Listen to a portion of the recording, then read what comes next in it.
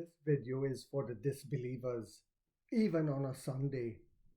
Do you still want proof that the profitability in the fourth quarter for NIO, Chinese electric vehicle maker, will be sudden and it will be massive? There are still some disbelievers. Well, let me put your disbelief to rest.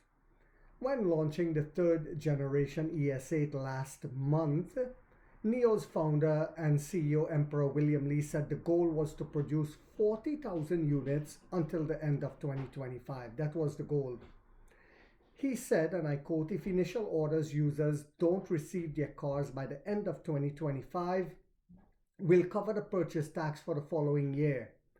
NIO's chief added back then, as China is set to lower purchase incentives for new energy vehicles starting from January 1st. 5 weeks later, in a Q&A session held on Saturday, this past Saturday, Li reaffirmed that the Shanghai headquartered company will raise its production capacity for the three-row SUV, you heard that right, in December to 15,000 units. We're not talking about the rest of the brands, just the ES8. The EV maker recently began production at its third manufacturing plant, also located in Haifeng, China's Anhui province.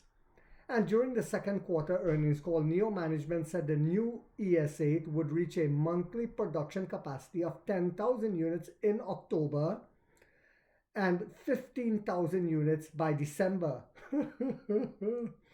So to the disbelievers who are saying that they don't think we will reach profitability, you don't have to think. Allow me to do the thinking for you.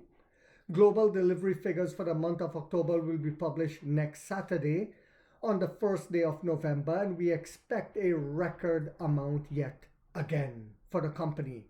Days later, the China Passenger Car Association, CPCA, is expected to release sales by model, giving a concrete figure of the ES8 output. In September, NIO delivered 2,803 units according to the CPCA in September. The new ES8 has a production capacity of 40,000 units for the remainder of this year, with 15,000 units slated for December. Yes, the ramp up is sudden and massive. The profitability will be sudden and massive. The company had said amid its annual event held on September 20th, despite the EV maker not disclosing the number of pre-orders or locked-in orders it received, which we never do, the figures have surpassed 100,000 units based on the 6-month delivery waiting time shown in the NIO app on September 22nd. We never publish the numbers of locked-in orders, but everyone can refer to two things. Lee started by saying, one is that if you place an order now, the estimated delivery time is around April next year. That was at that time, the chief executive added, to show how much orders we got. And with the 1,000 workers that they started hiring, the wait time has already been cut down. As reported by EV earlier this week, the delivery waiting time has slightly reduced to 22 to 23 weeks, down from the previous range of between 24 to 26. And we will see those numbers coming down as we continue that 1,000 people hiring. As of Sunday, the delivery waiting time remains at 22 to 23 weeks. The background here is that in December this year, we will raise production capacity to 15,000 units, the Emperor Li said. So under that premise, listen to this, guys, under that premise, if you order a car today, it can only be delivered around April next year. Everyone can do the math, he added, as to how many orders we got. So basic common sense will tell you, when we show profitability in February of next year for the fourth quarter of this year, the analysts will not be able to say, well, we don't know if this is sustainable because orders are bubbling into next year. Commenting on the launch of the ES9, a bigger and more luxurious version of the ES8, Li revealed the launch is planned for the second quarter of 2026. As of when the ES9 will be released, it will be launched in the second quarter of next year. This is between April 1st and June 30th, the CEO stated. This was yesterday. We'll take that as a target for now. If there's no problems production scheduling by then, if the ES9 is released, I think there definitely wouldn't be any problem. But I can't answer too early right now. If the market response in both directions turns out to be different, we'll see how to handle it. But there shouldn't be a problem. Looking ahead to the fourth quarter, and we see how much people love these big SUVs. Looking ahead to the fourth quarter of this year and beyond, if we want to stay at the table in the future, he said, how can we strengthen our mental resilience? We will definitely stay at the table. He said we will definitely stay at the table. The company is targeting to post its first profitable quarter in Q4, driven by a significant reduction in investments and R&D. Reduction.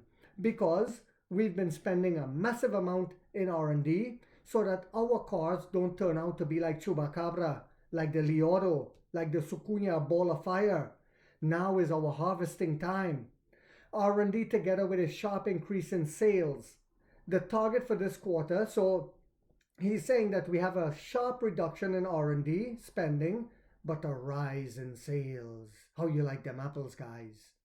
The target for this quarter is to deliver 150,000 units across the Neo, Envoy, and Firefly brands. Think about it, he said. We went through 2019 and the past 3 years. How could we possibly be pushed away from the table? It's impossible. We will definitely stay at the table, Lee stated. And I said we will eat their breakfast, lunch, and dinner. The 2019. The company faced stagnant funding, the departure of founding shareholders, and the resignation of senior executive. These challenges, coupled with product issues such as fires and recalls and the withdrawal of subsidies from new energy vehicles, fires in the swap station. I remember we had a fire in the swap station, and brought the company to the brink of bankruptcy. Several months later, the company started to rise and rise and rise, and we will continue to do so because now we are in the harvesting period. We went through the hard phase. Now it's time to sit back and get ready to be paid in full. I hope you guys found this video yet again to be informational, inspirational, and motivational. If so, guys, don't forget to hit that thumbs up. It takes a lot of time to do these videos and the editing. And if you haven't yet subscribed, you might want to think about doing so, because in this channel, we are waking up the middle class for the first time to get a major piece of the pie from the ground level up as to how the games are played on Wall Street. And like 50 said, we get rich or we die trying, guys.